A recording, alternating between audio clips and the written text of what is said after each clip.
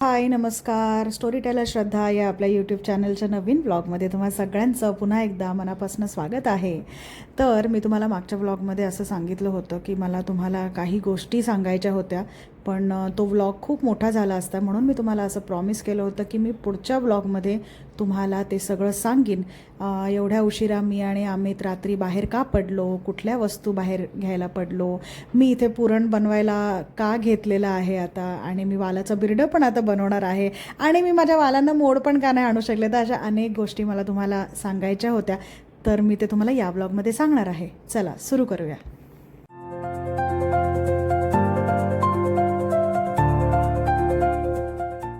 तर तुम्हा सगळ्यांना माहितीच आहे की मी एक टीचर आहे बाय प्रोफेशन, आणि गेले 13 वर्ष मी या प्रोफेशनमध्ये आहे. आणि त्याचबरोबर ना माझ्या डोक्यामध्ये एक गोष्टही चालू होती एकीकडे, म्हणजे गेल्या काही दिवसांपासून, बऱ्याच दिवसांपासून माझ्या डोक्यात एक गोष्ट चालू होती, ती म्हणजे ही की मला ना माझा स्टार्टअप करायचा आहे. आता ह्याचा अर्थ असा नाही की मी माझं टीचिंग प्रोफेशन एन्जॉय करत नाही आहे किंवा मला ते आवडत नाही, माझं त्याच्यावरती प्रेम नाही नाही नाही असं नाही आहे. मला टीचर म्हणून काम करायलाही तितकंच आवडतं, मुलांमध्ये राहायला आवडतं, मुलांना शिकवायला आवडतं. पण कितीही म्हटलं ना तरी तो जॉबच आहे, आणि आपल्या मराठीत एक म्हण आहे, नोकरी म्हणजे चाकरी.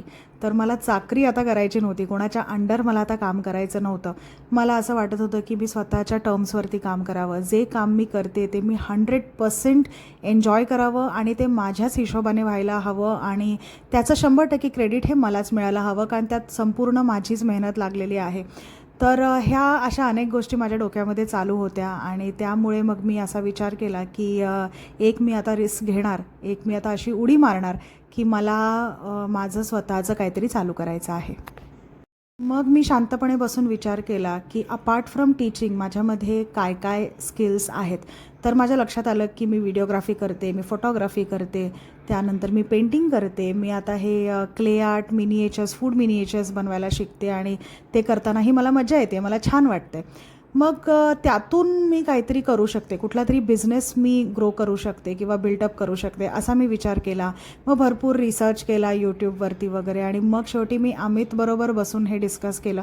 आणि मला अमितने एक आयडिया दिली, आणि ही आयडिया मला आजच नाही, ही आयडिया तो मला गेले कित्येक वर्ष मला तो देत होता की श्रद्धा, तू जेवण उत्तम बनवतेस आणि तुझ्या हातचं जेवण सगळ्यांना आवडतं, तर why don't you start something related to cooking.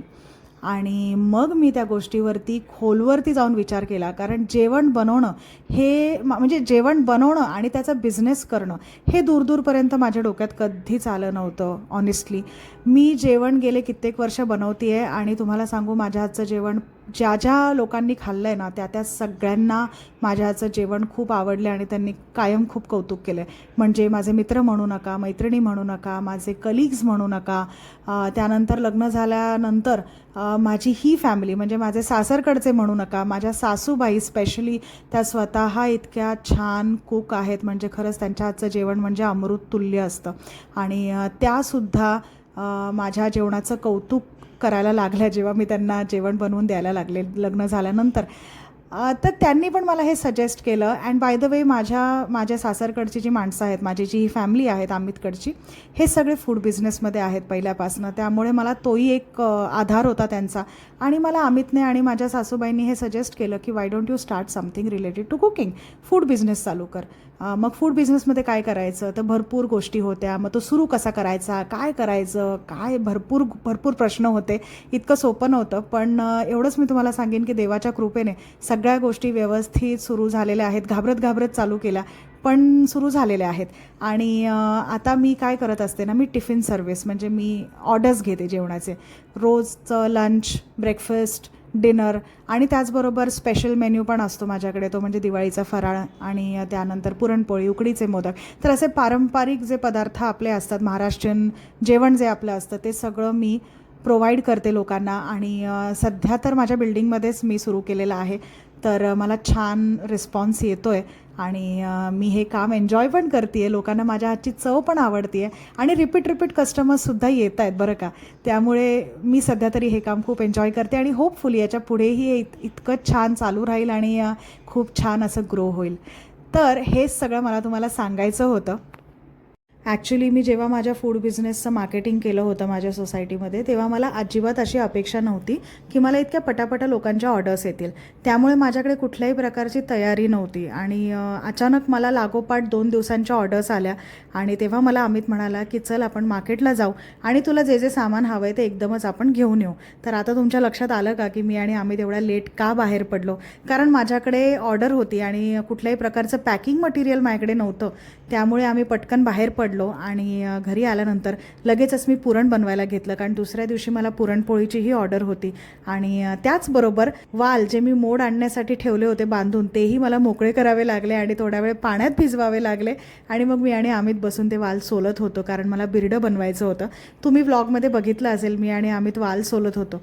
आणि अजूनही एक गोष्ट तुमच्या लक्षात आली असेल ती म्हणजे ही की मी 2 दिवस तुम्हाला या व्लॉगमध्ये दाखवते आहे. तर हा दुसरा दिवस आहे ज्या दिवशी मला लंचची ऑर्डर होती. तर इथे मी आता कोशिंबीर बनवते आहे. माझं वरण बनवून झालं आहे, कोशिंबीर बनवून झाली आहे आणि वालाचं बिर्डं देखील माझं बनवून झालेलं आहे. ते सगळं आता तुम्हाला मी व्लॉगमध्ये दाखवते.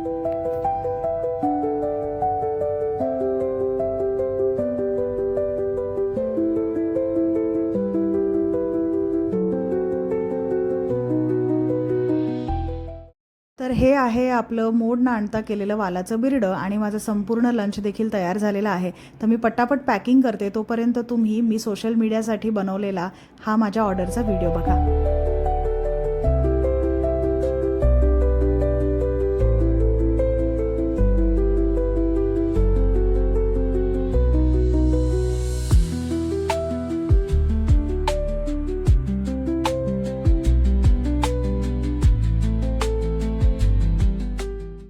हल्लीच्या काळात नुसताच बिझनेस करून काही उपयोग नाही आहे. तुम्हाला त्याचं व्यवस्थित मार्केटिंगसुद्धा करता आलं पाहिजे आणि सोशल मीडिया हे अतिशय स्ट्रॉंग माध्यम आहे कुठल्याही बिझनेस मार्केटिंगसाठी. तर माझ्यामधले जे व्हिडिओग्राफी आणि फोटोग्राफी स्किल्स आहेत त्यांचासुद्धा मी पुरेपूर वापर माझ्या बिझनेसमध्ये केलेला आहे, करत आहे. मी माझे रोजचे जे काही ऑर्डर्स असतात छोटे मोठे, त्या सगळ्याचा मी प्रॉपर एक व्हिडिओ बनवते, फोटो काढते, एक रील बनवते आणि ती रील मी सगळ्या प्लॅटफॉर्म्सवरती पोस्ट करते.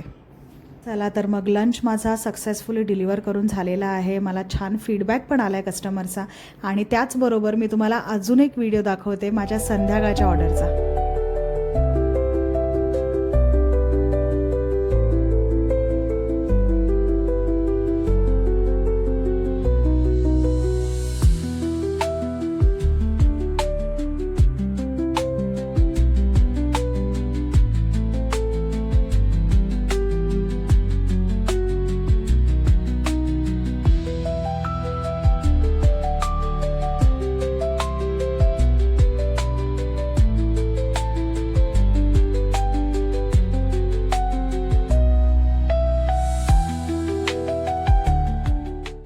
तर हा व्हिडिओ बघून तुमच्या लक्षात आलंच असेल की मला पुरणपोळीची देखील ऑर्डर होती. मी मगाशीही तुम्हाला सांगितलं होतं, त्याचकरता मी रात्री पुरण बनवलं होतं आणि आता 6 वाजता याची डिलिव्हरी मला करायची होती. तर मी ते छान असं पॅकिंग करते पुरणपोळ्यांचं. बाय द वे मी 100% गव्हाच्याच पुरणपोळ्या बनवते, मी मैदा जराही वापरत नाही. चला तर मग या व्लॉगमध्ये इतकंच कुठे यार, खूप होतं. तर आता आपण भेटूयात पुढच्या व्लॉगमध्ये. तोपर्यंत मी इथे माझा मस्तपैकी डिनर करून घेते आणि मस्त गेला आहे आपला दिवस. आता आपण भेटूयात पुढच्या व्लॉगमध्ये. तोपर्यंत सगळ्यांनी काळजी घ्या.